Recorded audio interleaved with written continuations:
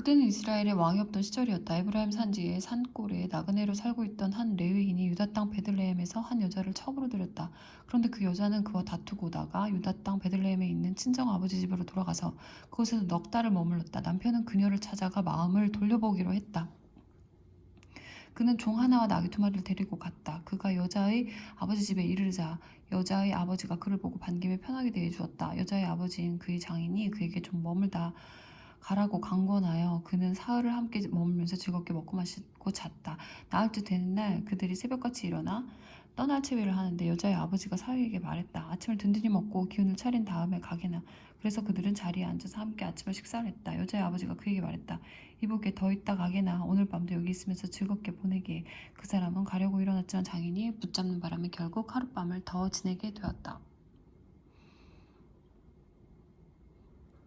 닷새째 되는 날에도 그는 일찍 일어나서 떠나려고 했지만 여자의 아버지가 아침밥을 좀 먹어야지 하고 권했다. 그들이 우물쭈물하다가 함께 먹고 마시는 사이에 어느새 하루가 지나갔다. 하지만 그 사람과 그의 첩은 끝내 떠나려고 했다. 그러자 여자의 아버지인 그의 장인이 말했다. 이보기에 날이 거의 저물었네. 여기서 밤을 지내는 게 어떤가.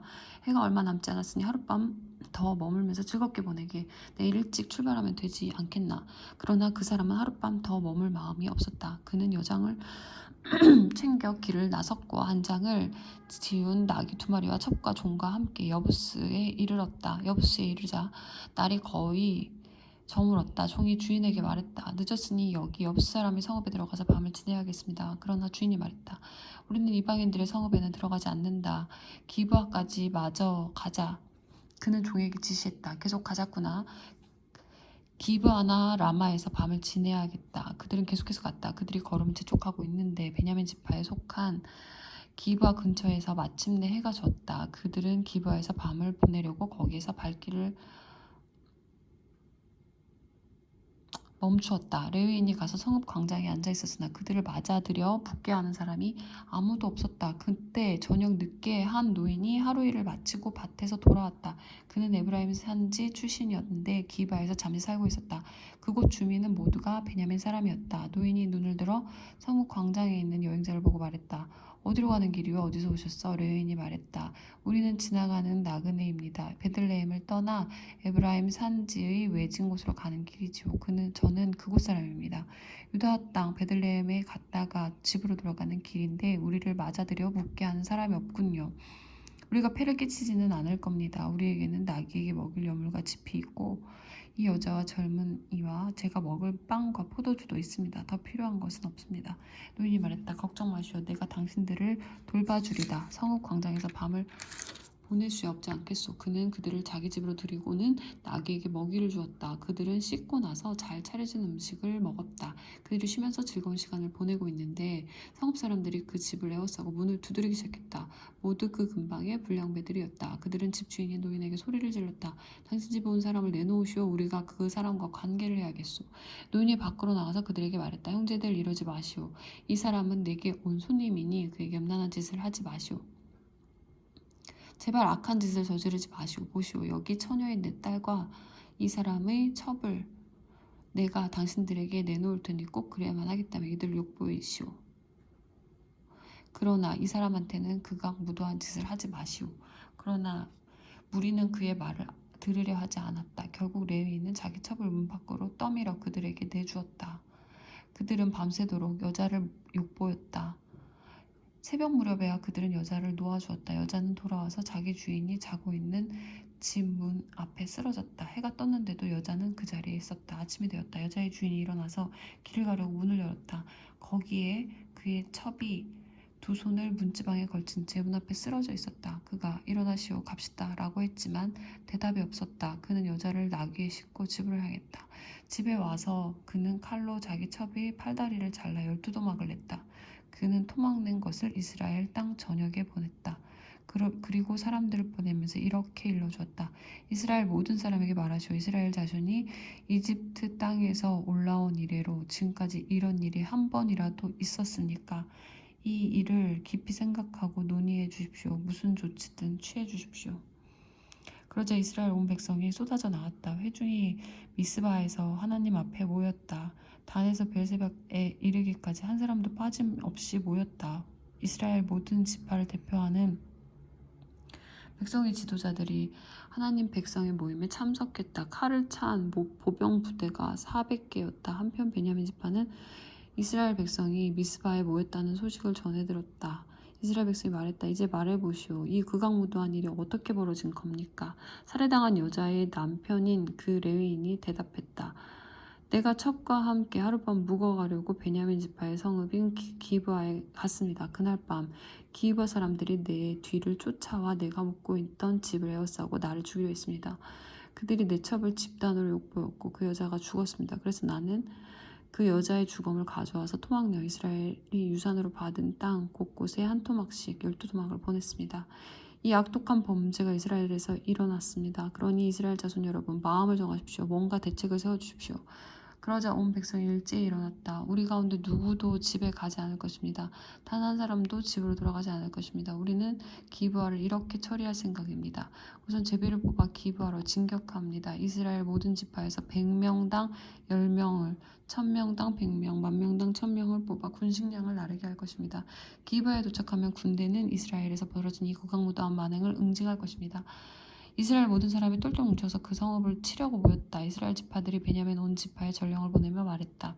당신들의 땅에서 벌어진 극악무도한 이 일이 어찌 된 것이오. 그 기브아의 그 불량배들을 지금 당장 내놓으시오. 우리가 그들을 죽여 이스라엘에서 악을 불살라 없앨 것이오. 그러나 베냐민 지파는 그렇게 할 마음이 없었다. 그들은 자신들의 형제인 이스라엘 백성의 말을 듣지 않았다. 오히려 그들은 이스라엘과 전쟁을 벌이려고 자신들의 모든 성읍에서 군사를 일으켜 기브아에 집결시켰다. 순식간에 각 성읍에서 칼을 찬 보병 26개 부대를 모았다. 또한 기브아에서 최고의 용사 700명을 뽑았다. 그 밖에도 양손을 다 쓰는 명사수 700명이 있었는데 이들이 물맷돌을 던지며 머리카락 하나 놓치는 법이 없었다. 이스라엘 사람들은 베냐민 지파를 빼고도 칼을 찬 용사 400개 부대를 동원했다. 그들이 길을 떠나 베델로 가서 하나님께 여쭈었다. 이스라엘 백성이 말했다. 우리 가운데 누가 먼저 가서 베냐민 지파와 싸워야 하겠습니까? 하나님께서 말씀하셨다. 유다가 먼저 가거라. 이튿날 아침 이스라엘 백성이 일어나 기브아 앞에 진을 쳤다. 이스라엘 군이 베냐민과 싸우기 위해 진군하여 위치를 정하고 막 기브아를 치려는 순간에 기브아에서 베냐민 지파 사람들이 쏟아져 나와 이스라엘의 22개 부대를 그 자리에서 진멸시켰다. 이스라엘 백성이 성소로 돌아와 저녁 때까지 하나님 앞에서 울었다. 그들이 하나님께 다시 여쭈었다. 우리가 다시 가서 우리 형제 베냐민 지파와 싸워야겠습니까? 하나님께서 말씀하셨다. 그렇다, 싸워라. 군대는 기운을 냈다. 이스라엘 사람들은 첫날 배치받았던 위치로 다시 갔다. 둘째 날에 이스라엘 백성이 다시 베냐민을 치기 위해 진격했다. 둘째 날에도 베냐민 지파 사람들이 성읍에서 나와 칼솜씨가 뛰어난 이스라엘의 18개 부대를 전멸시켰다. 이스라엘 백성 곧 온 군대가 베델로 돌아와 하나님 앞에 앉아서 울었다. 그날 그들은 저녁 때까지 금식했다. 그리고 하나님 앞에 번제와 화목제를 드렸다. 그리고 나서 그들은 하나님께 다시 여쭈었다. 그때에 하나님의 언약궤가 베델에 있었고 아론의 손자요 엘라살의 아들인 비느하스가 제사장으로 섬기며 그곳에 함께 있었다. 그들이 여쭈었다. 우리가 또 진격하여 우리 형제인 베냐민 지파와 싸워야겠습니까? 아니면 여기서 끝내야겠습니까? 그래서 하나님께서 말씀하셨다. 싸워라. 내일 내가 너에게 승리를 줄 것이다. 이번에 이스라엘은 기브아 주위의 군사를 매복시켰다. 사흘째 되는 날에도 이스라엘이 나가서 베냐민 앞 전과 똑같은 곳에 자리를 잡았다. 베냐민 지파 사람들이 나와서 군대와 맞서며 성읍 밖으로 밀고 나갔다. 베냐민 지파는 전처럼 이스라엘 병력을 쓰러뜨리기 시작했다. 들판에서 베델과 기브아로 가는 길에서 30명 정도가 쓰러졌다. 베냐민 지파 사람은 우리가 전처럼 그들을 파리 잡듯이 죽이고 있다 하고 떠벌리기 시작했다.